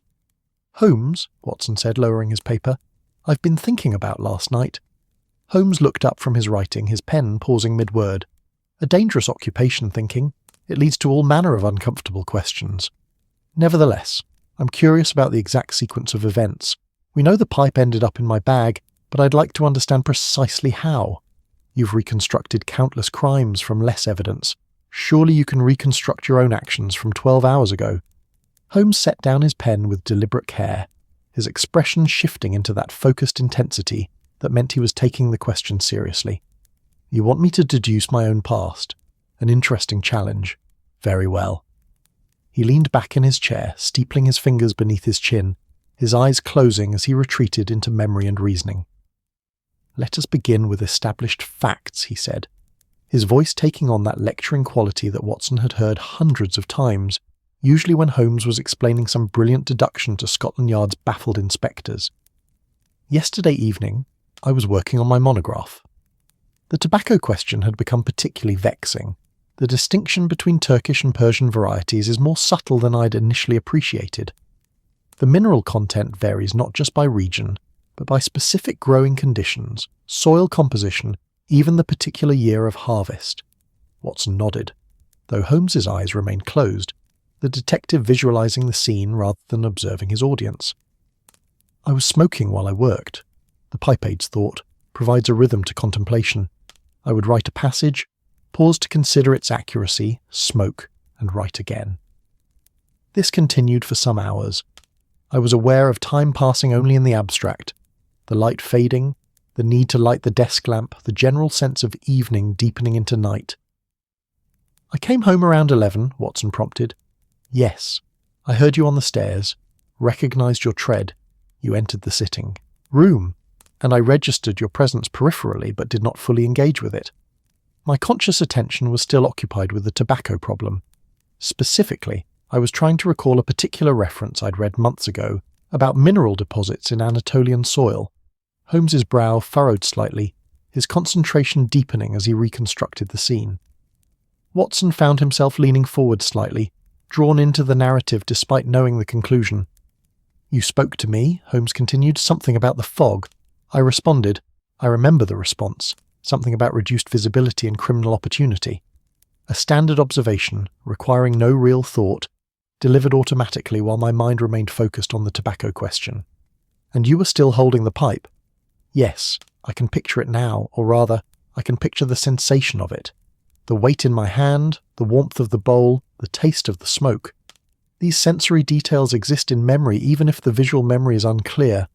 I was standing, I'd risen from the desk at some point during my thinking, begun pacing. Pacing aids thought when sitting becomes too confining. Watson could picture it clearly now, Holmes in motion, pipe in hand, his body moving through familiar spaces while his mind worked through abstract problems. It was a scene he'd witnessed countless times, so common it barely registered as noteworthy. "You moved about the room," Holmes said, his voice growing more certain as the memory clarified. "Gathering items. I was aware of your movement, tracking it unconsciously, even as my conscious mind remained elsewhere. You went to the shelf where you keep medical supplies. I heard the small sounds of bottles being moved, materials being collected."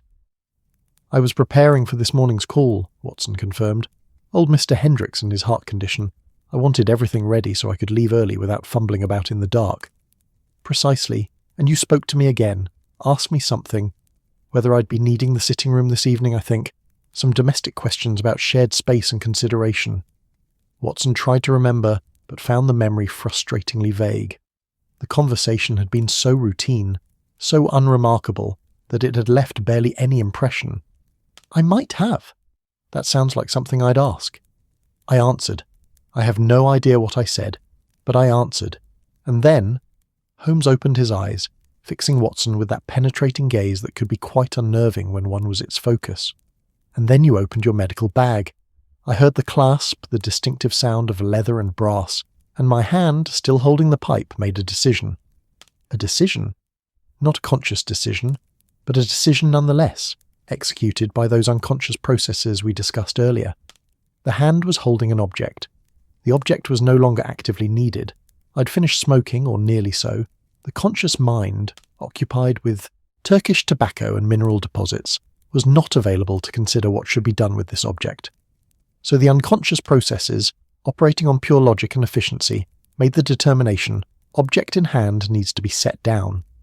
Open container nearby. Solution, place the object in a container. Holmes demonstrated with his hands, mimicking the motion of placing something in an invisible receptacle. "I must have walked toward you, toward where you stood with your open bag." My conscious mind registered none of this. I was still thinking about tobacco ash, possibly even speaking about it, offering some observation or other, but my hand, operating independently, deposited the pipe in the most convenient location. My medical bag, your medical bag, which from the perspective of pure physical convenience made perfect sense. It was open, it was nearby, it was designed to contain objects. That it was meant to contain medical supplies rather than smoking apparatus was a consideration that required conscious thought, and conscious thought was unavailable at that moment. Watson found himself smiling again at the image. Holmes standing there, discussing fog and crime or tobacco varieties, his hand independently deciding to file a pipe among bandages and iodine bottles. And then you closed the bag, bid me good night, and retired to your room. I remained in the sitting room for some time longer. I remember now I did continue working. Without the pipe, apparently, though I have no memory of its absence registering. I must have simply carried on, my mind too occupied with the monograph to notice that my usual accompaniment was missing. Until this morning, when the routine reasserted itself. The morning pipe is a ritual, Watson, almost sacred in its consistency. When that ritual was disrupted by the pipe's absence, it created a dissonance significant enough to penetrate even my typically oblivious approach to domestic matters. Holmes rose from his chair and moved to the window, looking out at the street below where afternoon was beginning its slow transition toward evening. The lamplighters would be out soon, Watson knew. Those patient servants of London's illumination, moving from post to post, bringing light to the gathering darkness. There was something almost poetic about it, the daily battle against night, the reliable rhythm of service. "It's humbling in a way," Holmes said quietly, still looking out the window, "to realise how much of our behaviour operates beyond our conscious control. We like to think we're the masters of our actions, that everything we do is chosen, deliberate, controlled." but the truth is that consciousness is merely a small boat floating on a vast ocean of unconscious processes. Most of what we do without thinking, without choosing, without even being aware that we're doing it. Watson joined him at the window, standing beside his friend in the afternoon light. Is that so terrible? Those unconscious processes are what allow us to function, aren't they? If we had to consciously control every breath, every heartbeat, every step, we'd never be able to think about anything else. True enough, but it does raise uncomfortable questions about agency, about responsibility. If our actions can be governed by processes we're not even aware of, how can we be said to truly choose anything? Ah, but we do choose, Watson countered. We choose what we pay attention to, what problems we focus on, what habits we cultivate. You chose to work on your monograph last night. That choice set in motion the chain of events that led to the pipe's misplacement, but it was still a choice. Holmes considered this, his sharp profile outlined against the window's fading light. A fair point. We may not control the unconscious processes, but we can control what we feed them, what patterns we establish through conscious choice and repetition. The conversation had taken on that philosophical depth that sometimes characterized their exchanges, moving from the specific incident of the misplaced pipe to larger questions about consciousness and will. Watson appreciated these moments, when Holmes's formidable intellect turned from crime and deduction to more abstract concerns. It revealed layers to his friend that the public never saw, dimensions of thought and feeling that existed beneath the cold, analytical exterior. There's another aspect to this morning's adventure, Watson said thoughtfully, that I find rather interesting. The role of memory, or rather the absence of it. You genuinely had no memory of placing the pipe in my bag. The action occurred, but left no trace in your conscious recollection. Memory is selective, Holmes agreed. We remember what we pay attention to, generally speaking. The unconscious actions, the routine movements, the habitual behaviours. These often leave no memory trace at all. How many times have you walked up these stairs, Watson? Hundreds. Thousands. And yet could you describe any specific instance of doing so? Watson thought about it and realised Holmes was right. The stairs at 221B were utterly familiar, climbed daily, yet no individual ascent stood out in memory. They'd all blurred together into a general sense of having climbed stairs many times, rather than distinct recollections of specific occasions. It's rather unsettling when you put it that way, Watson admitted. Great portions of our lives simply unremembered. Lost, in a sense. Not lost, necessarily. The experiences shape us even if we don't consciously recall them. Each time you've climbed those stairs, your body has learned, has refined its movement, has integrated that action into its repertoire of automatic behaviours. The memory may not be accessible to consciousness, but it exists in the body, in the nervous system, in the patterns of muscle and movement. Watson nodded slowly, considering this. His medical training had taught him something of neurology, of how the brain processed and stored information. But Holmes's perspective added another dimension to that understanding. The detective's unique combination of scientific knowledge and keen observation produced insights that were sometimes quite profound. The street below had grown quieter as afternoon wore on, the business of the day winding down, London preparing for evening. A cab clattered past, the horse's hooves rhythmic against cobblestones. A woman emerged from the building across the street, adjusting her hat against the cold, her breath visible in the November air. Life continues its endless variety, each person occupied with their own concerns, their own memories and forgettings. You know what strikes me most about this whole affair, Watson said after a moment of companionable silence. It's not the absent-mindedness or the unconscious action, or even the philosophical implications. It's the simplicity of it. The great Sherlock Holmes, who can deduce a man's profession from the wear on his boots, who can reconstruct crimes from the smallest traces of evidence, who has become legendary for his powers of observation and deduction, that same person can lose a pipe in his own sitting room and spend an entire morning searching for it. Holmes turned from the window, and Watson was pleased to see genuine amusement in his friend's eyes. Are you suggesting there's something incongruous about my abilities, Watson? I'm suggesting there's something wonderfully human about it. You're brilliant, Holmes, genuinely brilliant. But you're also capable of the same small follies as the rest of us, and somehow that makes the brilliance more, I don't know, more real perhaps, more accessible. More human, as you said earlier. Yes, more human. Holmes moved back to his desk, not to resume work but to pick up the pipe again, holding it with that careful regard that objects of sentimental value inspire. "I've spent years cultivating an image," he said quietly. "The consulting detective, the man of pure reason, the thinking machine. It's useful, that image. It intimidates criminals, impresses clients, and makes the work easier in many ways. But it's also limiting. It doesn't allow for moments like this morning, for domestic confusion, for simple forgetfulness, for the small absurdities that make up so much of daily life. Perhaps that's why you need me," Watson suggested with a smile. "To remind you that you're allowed to be absurd occasionally, to search for lost pipes, to make mistakes, to be baffled by your own brain's filing system." "Perhaps that is why I need you," Holmes agreed. And there was something in his voice that suggested the admission cost him something, yet was worth making nonetheless. Among other reasons, of course. They stood there for a moment, the afternoon light continuing its slow fade, the comfortable silence of friendship settling around them. The pipe incident had been minor, trivial even, but it had opened up conversations that might otherwise have remained unspoken, and had revealed layers of thought and feeling that the routine of their daily life sometimes obscured. "Tell me something," Holmes said, still holding the pipe. "When you write up our cases for publication, as you insist on doing despite my reservations, do you plan to include this one, The Adventure of the Forgotten Pipe?" Watson laughed. "I don't think the reading public is quite ready for a Sherlock Holmes mystery in which the only criminal is absent-mindedness and the only victim is domestic tranquility. They prefer their Holmes stories to involve actual crimes, real villains, and dramatic resolutions. A pity. There's a certain charm to the mundane, properly told, and it would make a change from all those sensational accounts you seem to favour. The speckled band, the red-headed league, always something lurid and dramatic. Why not The Case of the Misplaced Pipe? Because it lacks drama. Where's the danger? Where's the clever villain? Where's the brilliant solution that leaves readers marvelling at your genius?" Holmes considered this. The brilliant solution was following a trail of tobacco ash to its logical conclusion.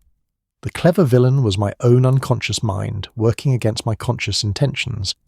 And the danger— he paused, smiled slightly.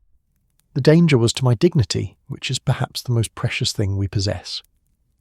"I'll think about it," Watson said diplomatically, knowing full well he'd never actually write up this particular case for publication. But he appreciated the offer, the willingness to be seen as fallible, even foolish. It was in its way a gesture of trust. Holmes returned the pipe to its place on the desk, positioning it with care, as if establishing a new protocol that would prevent future incidents. "I think," he said, "that I shall make a point of being more conscious about where I place things, at least in the evenings, when the mind is tired and the unconscious processes are more likely to make creative decisions about object storage. A wise resolution. Though knowing my nature, I'll probably forget about the resolution within a week, and will be searching for something else. The violin bow in the coal scuttle, perhaps, or my favourite microscope slide in Mrs. Hudson's sugar bowl."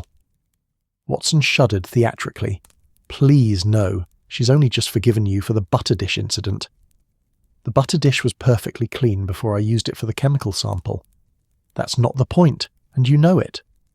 They were both smiling now, the conversation having taken on that light, bantering quality that characterised their more relaxed moments together.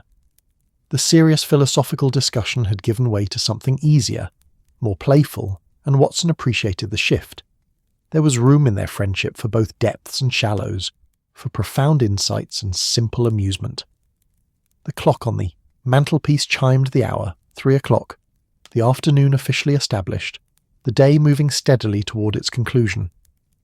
Outside, the lamplighter appeared, making his methodical way along the street, each lamp blooming into light at his touch, pushing back the gathering dimness. Watson watched the process with quiet satisfaction, this daily ritual of illumination, this human insistence on creating light in darkness. "I've been thinking," Holmes said, returning once more to the window, watching the same scene Watson was observing, "about what this morning's incident reveals about the nature of mystery itself. We tend to think of mysteries as external things, crimes to be solved, puzzles presented by the world outside ourselves.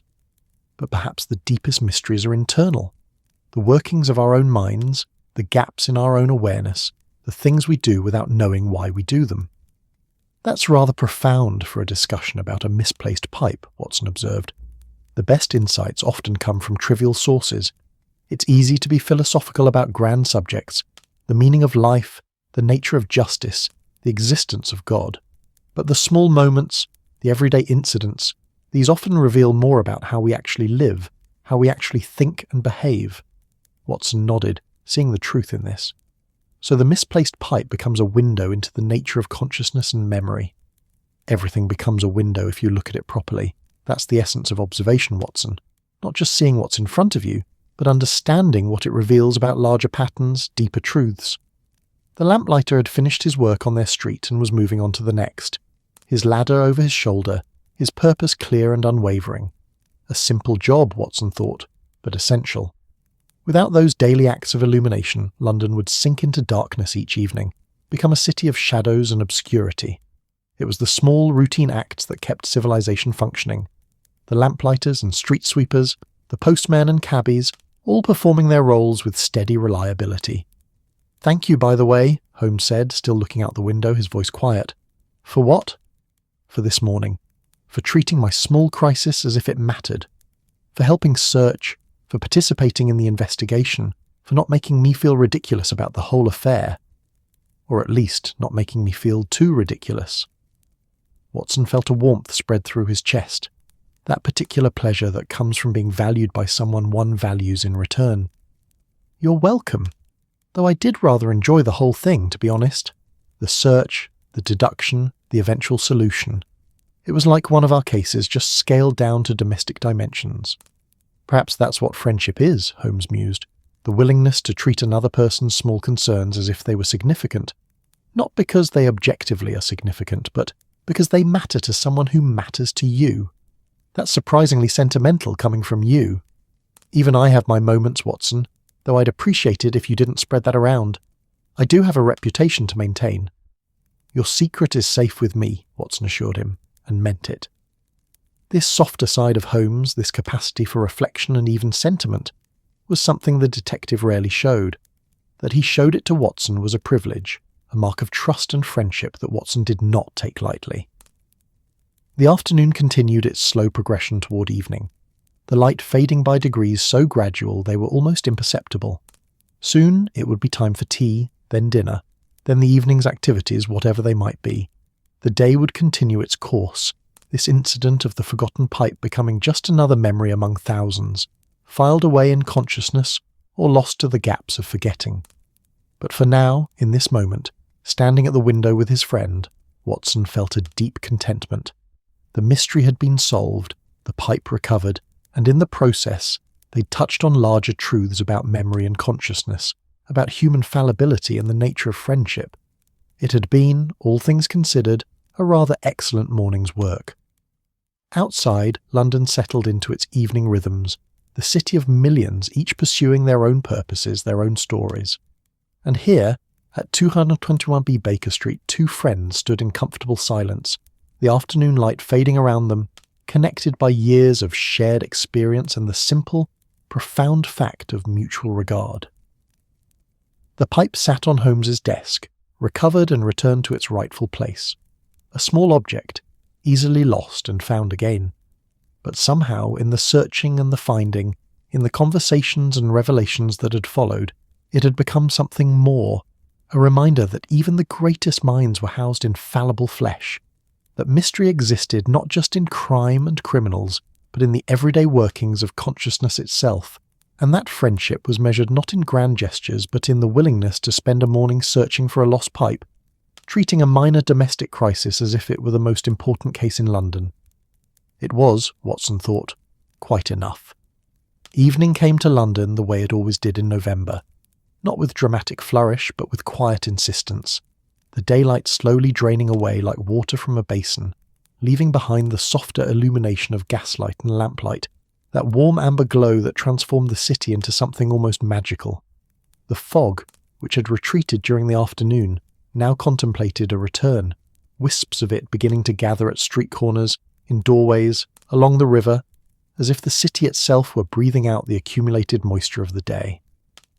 At 221B Baker Street, the sitting room had taken on that particular quality of comfort, that only evening in familiar spaces can provide. The fire had been built up again, Mrs. Hudson having seen to it with her usual quiet efficiency, and it crackled cheerfully in the grate, casting dancing shadows across the walls. The lamps had been lit, not the harsh electric light that was beginning to appear in some of London's more modern establishments, but the gentler glow of gas and oil, light that seemed to understand the value of shadow, the importance of gradation between brightness and dark. Holmes had finally returned to his pipe with full ceremony, having set aside the monograph for the day. Some instinct told him that after the morning's adventure, the tobacco ash could wait another evening for his scholarly attention. Instead, he sat in his chair, long legs stretched toward the fire, the recovered briar pipe sending up lazy spirals of smoke that caught the lamplight and transformed it into something almost substantial, as if thought itself were being made visible. Watson had settled with a book, one of those comfortable novels that required no particular intellectual effort, but provided pleasant companionship for an evening's reading. The pages turned with a soft whisper, a rhythm as soothing as the fire's crackle or the distant sounds of London going about its evening business. Outside, the street had quieted, the day's commercial urgency giving way to the more subdued pace of domestic hours. Mrs. Hudson appeared in the doorway, a slight smile playing at her lips as she observed the scene. Two gentlemen at their ease, the chaos of the morning resolved, order restored to the small universe of these rooms. "Supper in half an hour, gentlemen," she announced. "I've made a stew that should keep body and soul together, and there's fresh bread from this morning." "You're too good to us, Mrs. Hudson," Watson said warmly, looking up from his book. "Someone has to be," she replied with that particular tartness that concealed genuine affection. "Left to your own devices, you'd likely survive on tobacco smoke and intellectual stimulation, neither of which is particularly nourishing." Holmes stirred from his contemplation. "Mrs. Hudson, has anyone ever told you that you possess a remarkable gift for cutting observation concealed beneath domestic concern?" "Many times, Mr. Holmes. Usually by you, when you're trying to deflect from some criticism I've levelled at your housekeeping habits." She paused, then added with careful casualness, "I trust the pipe has remained where it belongs since this morning's excitement." "It has," Holmes confirmed, gesturing toward where it rested in his hand. "Though I'm making no promises about the future. My unconscious mind seems to have ideas of its own about proper storage locations. As long as it doesn't decide Dr. Watson's medical bag is a permanent repository, I suppose we can all manage." With that parting observation, she withdrew, leaving behind the faint scent of cooking that drifted up from the kitchen below, onions and beef, herbs and bread, the homely smells of sustenance. Watson returned his attention to his book, though he found his mind wandering from the printed words to the events of the day. It had been, by any objective measure, entirely uneventful. No clients had called with desperate cases. No Scotland Yard inspectors had appeared seeking Holmes's unique expertise. No mysterious strangers had materialised with tales of theft or murder or conspiracy. And yet, the day felt somehow significant, as if the morning's small mystery had opened doors to conversations and understandings that might otherwise have remained closed. "Holmes," he said, setting the book aside, "do you ever regret it? The life you've chosen, I mean. The consulting detective work, the irregular hours, the constant engagement with crime and criminals. Do you ever wish you'd chosen something more conventional?" Holmes's eyes, which had been half closed in contemplation, opened fully now, fixing Watson with that penetrating gaze that could be quite disconcerting when one wasn't prepared for it. "What a curious question. What prompted it?" "I'm not entirely sure. Perhaps it's the contrast between this morning's domestic mystery and the usual run of our cases. There was something rather pleasant about a mystery that didn't involve violence or theft or human malice, just absent-mindedness and a misplaced pipe. It made me wonder if you ever tire of the darker aspects of your work." Holmes drew on his pipe, the tobacco glowing bright for a moment, then fading back to embers. The smoke curled upward, and he watched it as if reading meaning in its patterns. "I don't regret my choices," he said at length. "Could I have been a university professor, lecturing on chemistry or anatomy? Possibly. A researcher, publishing papers in scientific journals? Perhaps. But I don't think I could have been happy in such roles. They would have felt too confined." "Confined how?" "Confined by routine, by convention, by the expectation of scholarly respectability. The work I do now allows for a freedom that academic life never could. Each case is different, each problem unique. I can pursue solutions wherever they lead, can employ methods that would horrify a university ethics committee, can engage with all levels of society from the highest to the lowest without concern for propriety or social standing. Watson nodded, understanding this. He'd seen Holmes interview duchesses and street urchins with equal intensity, had watched him move between the drawing rooms of the wealthy and the slums of the East End with remarkable ease. The detective's work transcended social boundaries in ways that few other professions could. But the darkness, Watson pressed gently, the constant exposure to human evil, to violence and deception, and all the worst impulses of human nature, doesn't that wear on you? Holmes was quiet for a long moment, his expression thoughtful. The fire crackled, filling the silence with its small commentary. Outside, a cab rattled past, the horse's hooves a rhythmic percussion against cobblestones. "It would," Holmes said finally, "if it were all I saw. But it's not, is it? For every murderer I encounter, there are a dozen clients seeking help with smaller matters, missing persons, fraud, blackmail. And even in the darkest cases, I see other things. I see Scotland Yard inspectors working long hours for modest pay because they believe in justice. I see witnesses who come forward despite personal risk because they want to do what's right. I see you, Watson, accompanying me into danger because you believe our work matters." He paused, drew on the pipe again. "And then there are days like today.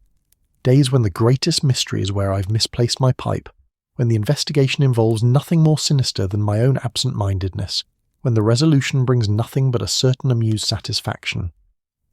These days remind me that not everything is darkness, that life contains absurdity and humour alongside its tragedies." Watson felt something warm settle in his chest, a combination of gratitude and recognition. "I suppose we all need reminders of that, of the ordinary, the mundane, the simply human aspects of existence." "Indeed. And that, my dear Watson, is perhaps your greatest contribution to my life. Not your medical expertise, valuable though that is. Not your willingness to chronicle my cases, despite my protests about your literary embellishments. But your ability to keep one foot planted firmly in the ordinary world while the other ventures into the extraordinary. You remind me that there's life beyond cases, that human existence encompasses more than crime and detection." "I'm not sure I've ever heard you wax so philosophical," Watson said, genuinely touched. "The pipe's recovery seems to have put you in a reflective mood. Perhaps it has, or perhaps it's simply that the day has created space for reflection. We've had no urgent cases demanding attention, no clients in crisis, no Scotland Yard summons, just a morning's search, an afternoon's conversation, and now an evening's peace. It's rather novel, actually." The clock on the mantelpiece struck the half-hour, its chime a gentle reminder of time's passage. In 30 minutes, Mrs. Hudson would call them to supper, and the evening would continue its progression toward night. But for now, this moment held them suspended in comfortable contemplation, two friends sharing space and silence in equal measure. Watson picked up his book again, but found himself reading the same paragraph 3 times without absorbing its meaning. His mind kept returning to Holmes's words, to the idea that the ordinary and extraordinary existed not in opposition but in complement, each giving context and meaning to the other. The dramatic cases, the brilliant deductions, the dangerous investigations, these had their place and their importance. But so did the quiet evenings, the domestic routines, the simple pleasure of companionship. "You know," Watson said, abandoning the pretense of reading, "I think this morning's adventure may have been exactly what we needed. A reminder that not every mystery requires gunfire or midnight chases through fog-bound streets. Sometimes a mystery is just a misplaced object and the question of how it got where it ended up." Holmes smiled, a genuine expression of amusement and agreement. "And sometimes the solution tells us more about ourselves than any number of criminal cases could. I've learned something about the relationship between conscious and unconscious thought, about the gaps in my own awareness, about the small vulnerabilities that exist even in the most ordered mind. Vulnerabilities that make you human, rather than the thinking machine you sometimes pretend to be?" "Quite so, though I'd appreciate it if you didn't make too much of that observation. I do still have a professional reputation to maintain." Mrs. Hudson's footsteps on the stairs announced supper before her voice did. She appeared in the doorway, her expression one of practical expectation. "Supper is ready, gentlemen, and it's hot, so I'd recommend coming now rather than letting it cool while you engage in one of your extended discussions." They rose with the obedience of men who'd learned that Mrs. Hudson's patience had limits, following her down to the small dining room where she'd laid out the promised meal. The stew steamed in a large tureen, its rich scent filling the space with promises of warmth and sustenance. The bread sat in a basket, still warm from the oven, butter softening beside it. Simple fare, but prepared with care, the kind of food that nourished body and spirit equally. As they ate, the conversation drifted to lighter topics. The day's news, amusing anecdotes from Watson's medical rounds, Holmes's observations about changes in London's criminal patterns. The ease of it all, Watson thought, the comfortable familiarity of shared meals and casual conversation, was something he'd never properly appreciated before meeting Holmes. He'd had friends in his army days, colleagues during his medical training, but none with whom he'd achieved this particular quality of companionship. After supper, they returned to the sitting room, to the fire and the lamplight and the comfortable chairs that had moulded themselves to their occupants over years of use. Holmes took up his violin, that other companion of his thinking hours, and began to play. Not one of the wild, discordant improvisations that sometimes emerged when he was working through a particularly difficult problem, but something gentler, more melodic. Old airs and folk tunes, music that seemed to match the evening's reflective mood. Watson sat listening, his eyes half closed, letting the music wash over him. The violin sang its minor key laments and major key celebrations, the bow drawing meaning from the strings the way Holmes drew meaning from evidence. There was something almost hypnotic about it, this combination of firelight and music and the day's accumulated contentment. The evening deepened toward night. Outside, London had settled into its nocturnal rhythms, the theatres letting out, the restaurants filling and emptying, the constables beginning their night patrols, the city's vast population sorting itself into those who slept and those who didn't. Inside 201B, time seemed to slow, to pool like water finding its level, creating a space separate from the city's restless energy. Holmes set down the violin eventually, returning to his chair and his pipe, that constant companion now safely recovered and restored to its proper place in his routine. The tobacco glowed in the bowl, and he watched the smoke rise with that distant expression that meant his mind was engaged but not urgently so, thinking without strain, considering without pressure. "It's been a good day," he said quietly, more to himself than to Watson. "An entirely uneventful day by most measures, and yet somehow satisfying. Perhaps that's the secret, Watson, to find satisfaction not just in the dramatic moments, but in the quiet ones as well." "I've been trying to tell you that for years," Watson replied with gentle amusement. "Yes, well, I'm a slow learner in some areas, brilliant at deduction, less accomplished at simple living. You're learning, though. Today proves that. You took a small domestic crisis and allowed it to become something more, an opportunity for reflection, for conversation, for understanding. The old Holmes would have simply replaced the pipe and moved on, irritated by the waste of time. And the new Holmes? The new Holmes found meaning in the searching. That's progress, I'd say." Holmes considered this, then nodded slowly. "Perhaps you're right, though I maintain that some of that meaning was forced upon me by circumstance rather than chosen deliberately. The best insights usually are forced upon us. We rarely seek them out voluntarily." The fire burned lower as they sat in comfortable silence, the wood settling into embers, the flames subsiding into glowing coals that radiated steady heat without the drama of active burning. The lamps, too, seemed to soften their glow, as if recognizing that the day was ending, that rest was approaching, that even light needed to prepare for its eventual yielding to darkness. Watson felt sleep beginning to tug at the edges of his consciousness, that gentle insistence that the body recognized even when the mind might have preferred to remain awake. It had been a long day despite its lack of external drama. The morning's search, the afternoon's conversations, the evening's peaceful conclusion. All of it had accumulated into a pleasant exhaustion, the kind that promised deep, dreamless sleep. "I think I'll retire," he said, rising from his chair with some reluctance. The fire and the company were both pleasant, but the pull of sleep was stronger. "Don't stay up too late with your monograph, Holmes. Even tobacco ash will still be there in the morning." "I'll just finish this pipe and follow shortly," Holmes promised, though Watson suspected his friend might sit up for some hours yet, thinking his private thoughts, considering the day's small revelations, or perhaps simply enjoying the quiet of late evening when the world had settled and thoughts could unfold without interruption. Watson paused at the door, looking back at the scene. Holmes in his chair, pipe in hand, the firelight playing across his sharp features, the sitting room settled into its evening configuration of shadow and light. It was an image he'd seen hundreds of times, would likely see hundreds more if fortune favoured them with continued years of friendship and shared residence. And yet tonight it seemed somehow special, worth marking in memory, worth carrying with him into sleep. "Good night, Holmes," he said softly. "Good night, Watson, and thank you again, for everything." Watson smiled, nodded, and withdrew to his bedroom, leaving Holmes to his solitary contemplations. The detective sat for some time after Watson's departure, smoking slowly, watching the fire's embers glow and fade, thinking about consciousness and memory, about friendship and human fallibility, about lost pipes and found understanding. Outside, London dreamed its vast, complicated dreams, millions of lives intersecting and diverging, each person carrying their own mysteries, their own searches, their own moments of loss and recovery.